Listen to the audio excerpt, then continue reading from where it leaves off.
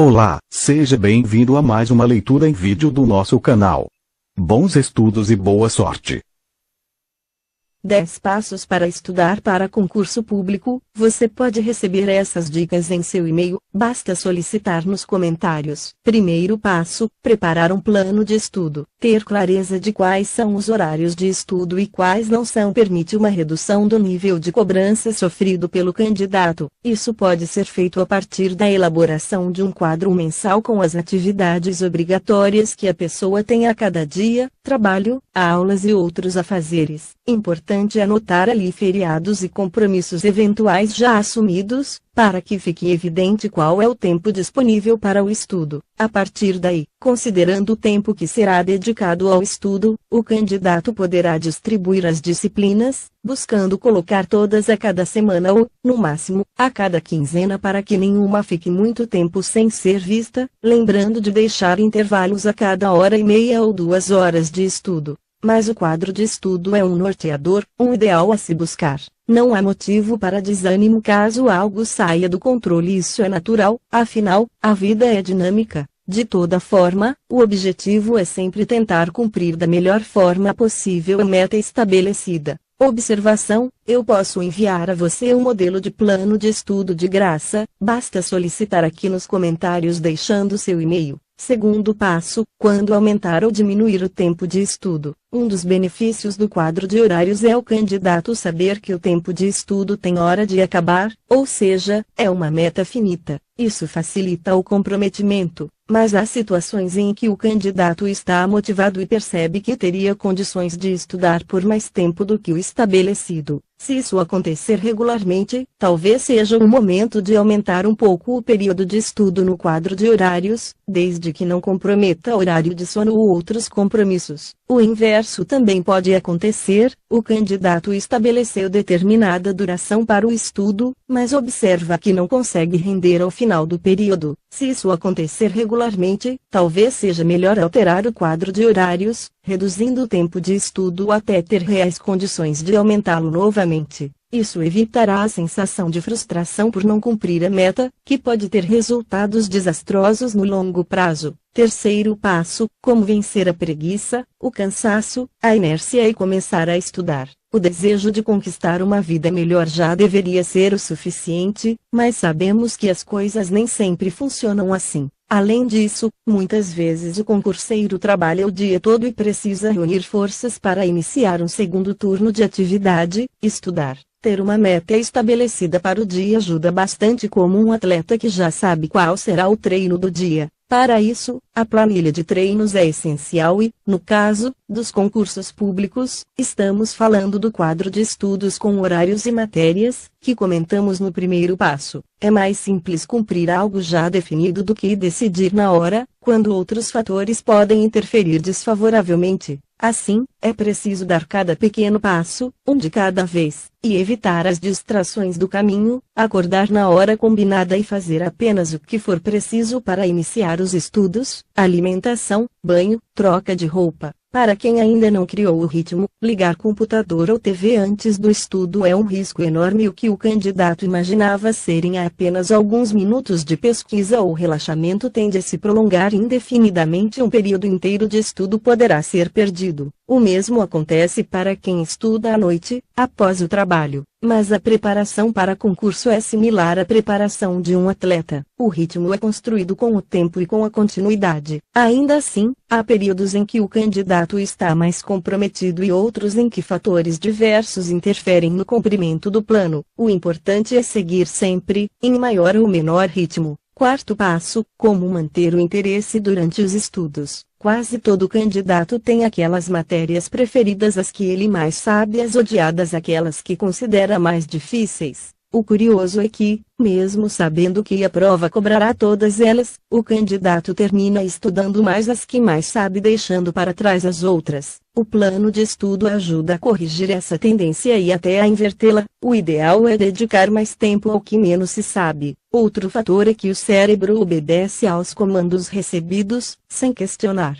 Então, é mais produtivo olhar para todas as matérias como passaportes para a vaga, sem carimbá-las com a marca da rejeição, que será captada pelo cérebro e só tornará tudo mais difícil. O estudo dinâmico ajuda a superar as distrações e, para isso, a resolução de exercícios com consulta logo após a leitura da teoria faz com que o candidato compreenda melhor os conteúdos, perceba detalhes e inicie a fixação, tudo de forma natural. Quinto passo, como não esquecer o que já foi estudado. Quando o candidato chega ao fim de uma matéria, lembrando que sugerimos o estudo de todas as disciplinas do grupo, de forma paralela deve voltar ao início sucessivas vezes, até a aprovação. Essa repetição levará à memorização definitiva dos conteúdos. Mas, a cada retorno o procedimento deve ser modificado, a fim de manter o interesse e aprofundar o conhecimento. Assim, se na primeira vez o candidato apenas leu a teoria e fez exercícios didáticos de cada ponto, na segunda vez poderá repetir o procedimento anterior, teoria e exercícios, acrescentando a elaboração de fichas resumo. Essa é a etapa mais trabalhosa do estudo, mas é essencial, porque além de permitir a organização das informações já conhecidas, produz material valioso para revisões futuras. Sexto passo, como preparar o material para revisões. Depois que o candidato já tem alguma noção do conteúdo da disciplina, é possível sublinhar as informações mais importantes e, a partir daí, preparar fichas resumo. A ideia é criar quadros, esquemas e itens que permitam ao candidato lembrar com facilidade a teoria estudada. Exceções e casos especiais devem ser ressaltados, bem como detalhes importantes, que ajudem na solução das questões de prova. Todas as fichas devem ter o título da matéria e ser numeradas. Cada ficha deve ter o subtítulo do assunto. As informações devem ser colocadas de forma organizada,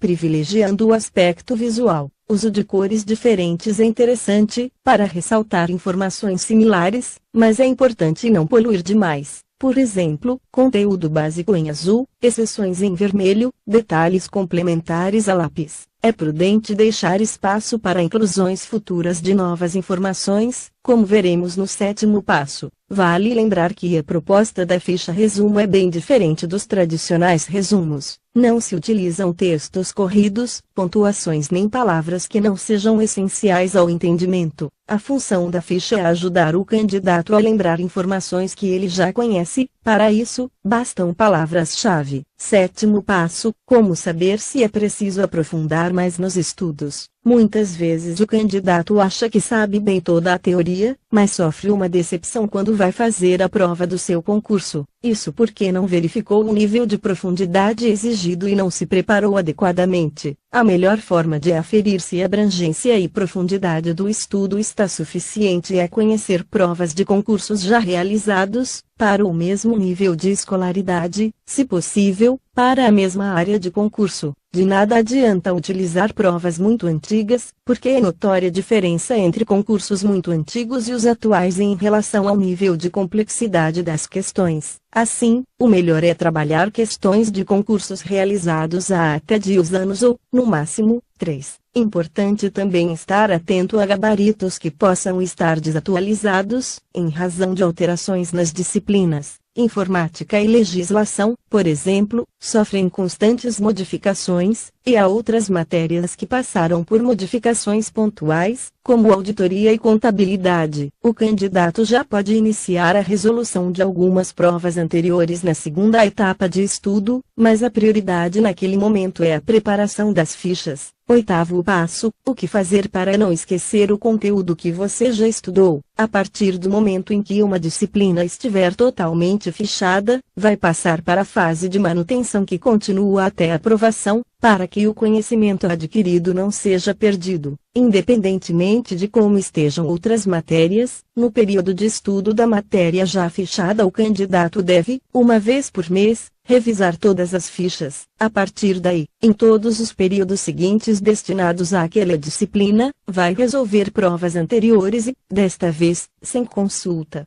Após a conferência do gabarito, retornará às fichas para reler o assunto de cada questão. Caso as informações da ficha estejam incompletas, será necessário buscar mais uma vez a teoria no material de apoio, livros e anotações de aula, e incluir na ficha. Assim se garante que tudo o que já foi visto sobre aquela disciplina estará anotado e organizado no mesmo lugar. Além disso, todo o conteúdo da matéria passa por revisões mensais completas e revisões pontuais a partir das provas. Dessa forma, os assuntos que costumam ser mais cobrados serão, naturalmente, mais revisados. Nono passo: como incluir novas matérias no plano de estudos. Sabemos que a preparação para concursos públicos envolve um número razoável de matérias. Iniciar o estudo pelo grupo de disciplinas básicas permite que o candidato dedique mais tempo a poucas matérias e aumente rapidamente o seu conhecimento em relação àquele grupo. Posteriormente, poderá reduzir um pouco o tempo dedicado ao grupo inicial a fim de liberar horas de estudo para, gradativamente, incluir outras disciplinas, sem abandonar as primeiras. Esse procedimento é sucessivo, de modo que o candidato vai passando algumas disciplinas para a fase de manutenção e acrescentando novas, até ter condições de estudar todo o conjunto necessário, que pode chegar até 20 matérias, simultaneamente. 10º passo: observe os pontos fracos e corrija a estratégia. Qualquer projeto de médio e longo prazo exige ajustes de estratégia durante o percurso e não seria diferente na preparação para concurso público. Tal providência deve ser adotada durante todo o tempo. A cada mês o candidato deve traçar novas metas e preparar novo quadro de horários, com base na observação de seu desempenho no mês anterior. Nesse aspecto, reprovações tão comuns no caminho dos concurseiros não devem ser vistas como fracassos, mas também devem funcionar como uma oportunidade para o candidato rever suas estratégias e ajustar a preparação. Afinal, depois de conquistada a vaga, ninguém mais se lembrará de quantas batalhas foram travadas, apenas da vitória final. Boa sorte, equipe! Eu vou passar concursos. Bem, vamos ficando por aqui. Para receber aviso de novos vídeos, basta se inscrever em nosso canal. Por favor, clique em gostei e nos ajude a divulgar. Até breve.